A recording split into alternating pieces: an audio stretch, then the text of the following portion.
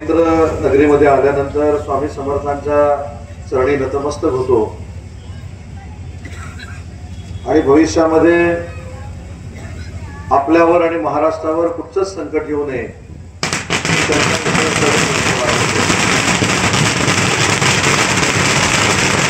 आज अक्कलकोटमध्ये येत असताना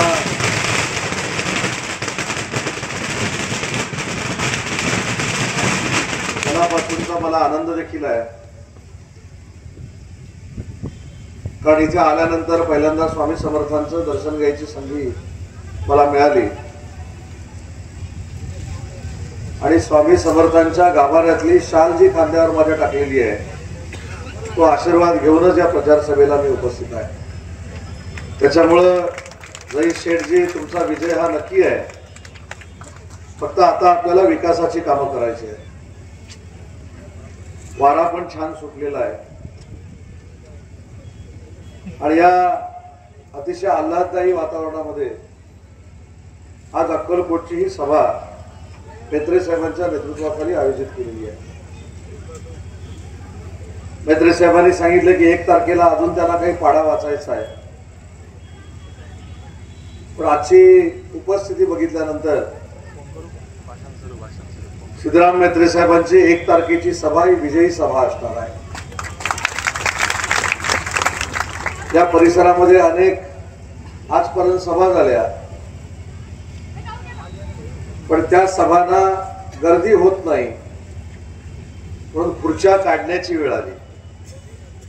आज आमची सभा अशी आहे की बसायला जागा नाही म्हणून शेकडो खुर्च्या लावायला लागत आहेत। मला पत्रकार बंधू भगिनींना विनंती करायची की हा पण फोटो कधीतरी आपण छापला पाहिजे। पण मगाचपासून मी बघत होतो, आता दुसरी खुर्ची सभा आहे, नंतर माझ्या लक्षात आलं की आपल्या खुर्च्या कमी पडल्या आहेत, अजून हजारो लोक उभी आहेत म्हणून खुर्च्यांची आवश्यकता आहे, म्हणून मंडप डेकोरेटरवाला खुर्च्या आणत होता। आता नगराध्यक्षाची खुर्ची आणि नगरपालिकेच्या नगरसेवकांची खुर्ची आपल्याला मिळवायची आहे आणि ती मिळवायची कशासाठी आहे तर ती स्वार्थासाठी मिळवायची नाही, ती भ्रष्टाचारासाठी मिळवायची नाही, ती माननीय एकनाथ शिंदे साहेबांच्या नेतृत्वाखाली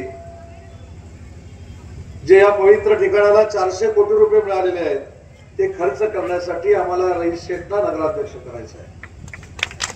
मी आता सिद्धराम मेत्रे साहेबांना आणि महेशना विचारत होतो की 2.5-3 वर्षापूर्वी माननीय एकनाथ शिंदे साहेबांनी स्वामी समर्थांच्या भक्तगणांसाठी आणि त्यांना सोयी उपलब्ध होण्यासाठी 400 कोटी रुपये मंजूर केले। पण 400 कोटी रुपये मंजूर केल्यानंतर कदाचित टक्केवारीचा हिशोब व्यवस्थितरित्या झाला नाही म्हणून ही सगळी कामं अर्धवट पडलेली आहेत। बस स्टँडचं काम देखील अर्धवट पडलेलं आहे। त्याच्यामुळे अर्धवट काम ठेवणाऱ्या अर्धवट लोकांना या नगरपालिकेपासून दूर ठेवण्याची जबाबदारी आपण सगळ्यांनी मिळून घेतली पाहिजे आणि हीच विनंती करण्यासाठी आज मी अक्कलकोटला आलो। हजारोंच्या संख्येनं महिला इथं उपस्थित आहेत। आपल्याला सगळ्यांना ज्ञात आहे, आपल्या सगळ्यांना माहिती आहे की तुमच्या सख्या भावापेक्षा प्रेम करणारे 2.40 महिला भगिनींवर आमचे एकनाथ शिंदे साहेब आहेत। एकनाथ शिंदे साहेब जेव्हा राज्याचे मुख्यमंत्री होते तेव्हा आपल्या सगळ्यांसाठी, बहिणींसाठी मुख्यमंत्री माझी लाडकी बहीण योजना ही महाराष्ट्रामध्ये त्यांनी आणली आणि ती कधीही बंद होणार नाही या आश्वासन महिला भगिनींना माननीय एकनाथ शिंदे साहेबांच्या वतीने देतो। पण महिला भगिनींना देखील आपल्याला सक्षम करायचं आहे, स्वतःच्या पायावर उभं करायचं आहे। स्वतःच्या पायावर उभं करत असताना अक्कलकोट नगरीमध्ये अनेक व्यवसाय माझ्या विभागामार्फत मी महिला भगिनींना उपलब्ध करून देऊ शकतो। मला नगराध्यक्ष झाल्यानंतर आमच्या होणाऱ्या नगराध्यक्षांना रईस शेठना एक सूचना करायची आहे की ज्यावेळी तुमचा विजयी निकाल लागेल 3 तारखेला, त्याच्यानंतर पुढच्या 8 ते 15 दिवसामध्ये मी पुन्हा अक्कलकोटमध्ये येईन। येताना माझ्या सगळ्या अधिकाऱ्यांना घेऊन येईन आणि अधिकाऱ्यांना घेऊन आल्यानंतर पुढच्या 5 वर्षामध्ये या पवित्र ठिकाणी किमान 500 मुलं आणि मुली स्वतःच्या पायावर उभे राहिले पाहिजेत. हे सहकार्य माझ्या विभागाकडनं केलं जाईल. सगळ्याची सोंग करता येतात, पण पैशाचं सोंग करता येत नाही. कार्यकर्त्यांना ताकद देणं ही शासन म्हणून आमची जबाबदारी जशी आहे, तशी नागरिकांच्या मुला मुलींना देखील स्वतःच्या पायावर उभं करणं ही देखील सरकारची जबाबदारी आहे. आणि त्या सरकारच्या माध्यमातून नक्की पुन्हा एकदा मी अक्कलकोटला येणार आहे. आज इथं तरुणांची संख्या मोठी आहे. तरुणांनी देखील पुढाकार घेतला पाहिजे. मुख्यमंत्री रोजगार निर्मिती योजना जी आहे, त्या योजनामध्ये तुम्ही कर्ज प्रकरण केलं पाहिजे. त्याला 35% सबसिडी माझा विभाग देतो.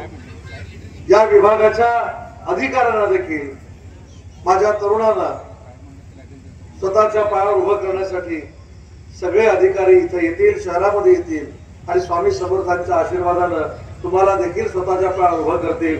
हा राज्याचा उद्योग मंत्री म्हणून मी आपल्याला शब्द देतो. आज रईस शेठ आमचे उमेदवार आहेत. मला खरोखर माननीय एकनाथ शिंदे साहेबांना धन्यवाद द्यायचे आहे. कारण सगळ्या जाती धर्मांना पुढे घेऊन जाऊन महाराष्ट्राचा विकास करावा हा संदेश माननीय वंदनीय बाळासाहेबांनी आम्हाला सगळ्यांना दिला. आणि त्यांच्याच विचाराचा वारसा पुढे देत आज रईस शेठना उमेदवारी माननीय एकनाथ शिंदे साहेबांनी दिली. त्याच्यामुळे सगळे जाती धर्म जे देशावर प्रेम करतात, जे जिल्ह्यावर प्रेम करतात, जे गावावर प्रेम करतात, ते आमचे आहेत. हा एक चांगला संदेश महाराष्ट्राला आणि देशाला देण्याचं काम रईस शेठ यांच्या उमेदवारीतनं माननीय एकनाथ शिंदे साहेबांनी केलेलं आहे. शेवटी समाज, धर्म, जात, पंथ याच्या पलीकडे देखील विकास असतो. आणि विकास काम करत असताना मी एक आवर्जून उल्लेख करेन की लोकसभेला आणि विधानसभेला ज्या पद्धतीनं मुस्लिम बांधव भगिनींमध्ये आमच्या सगळ्यांबद्दल गैरसमज करण्यात आला होता, तो गैरसमज कदाचित आता तुमचा दूर झाला असेल. कारण आम्ही उमेदवारीच रईस शेठना दिलेली आहे. आणि मला हिंदू बांधवांना, भगिनींना विनंती करत असताना हिंदू धर्माच्या देखील माझ्या सहकार्याला विनंती करायची आहे. शेवटी आपल्याला विकास काम करायचं आहे. आणि विकास काम करत असताना रईसबाईचे वडील 3 वेळा नगराध्यक्ष होते. 3 वेळा नगराध्यक्ष असताना त्यांनी हे शहर अतिशय चांगल्या पद्धतीने सजवलंय आणि टिकवलंय देखील. त्याच्यामध्ये कधीही त्यांनी भ्रष्टाचार केलेला नाही.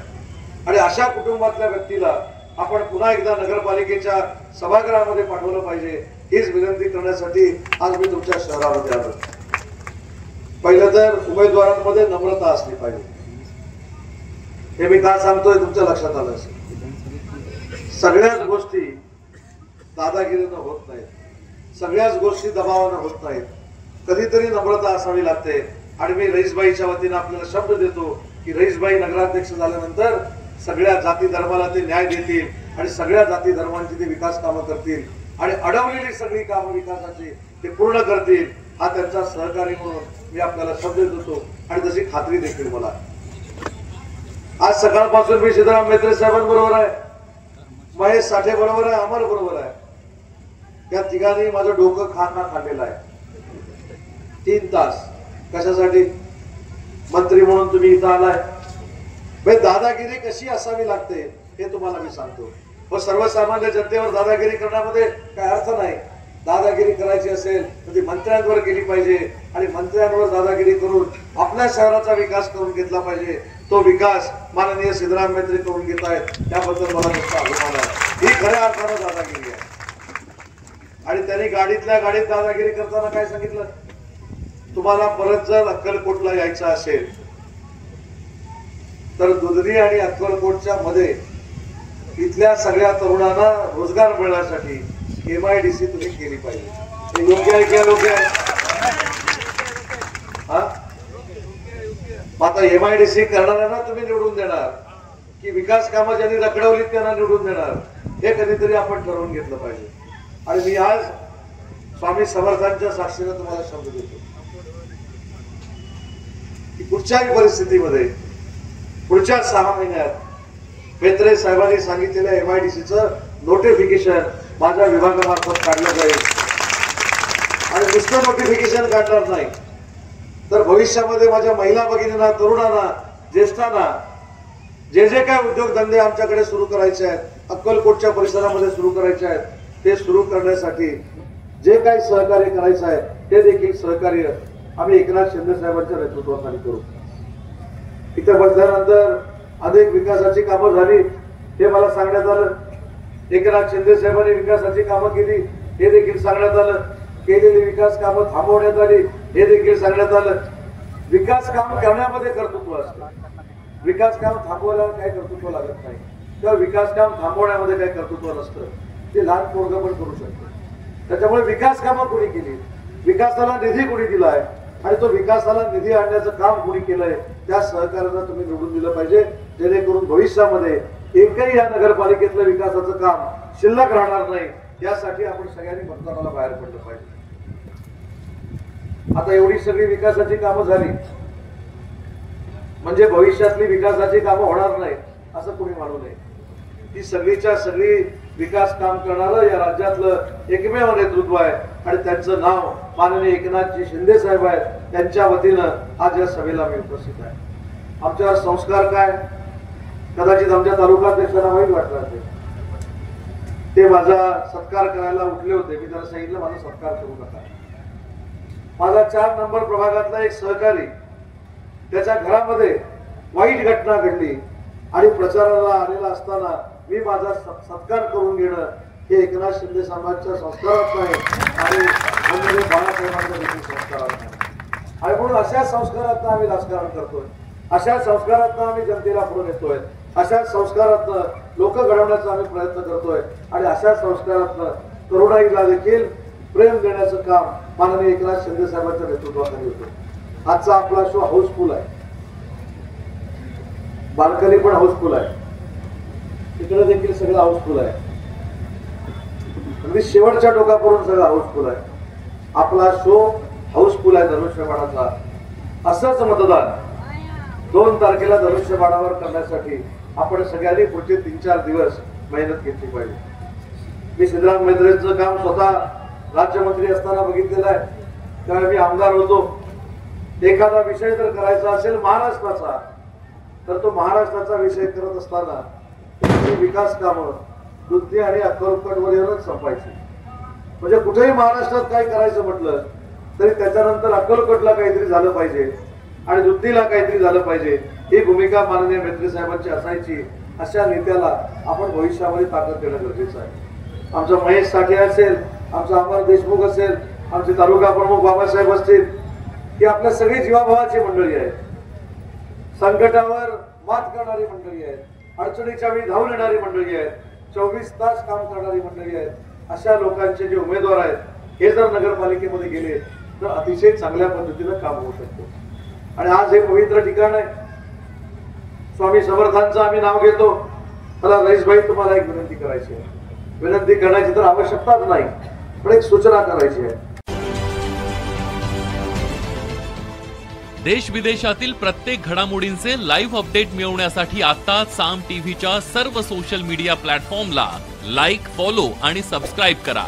तसंच सर्व नोटिफिकेशनसाठी बेल आयकॉन प्रेस करायला विसरू नका.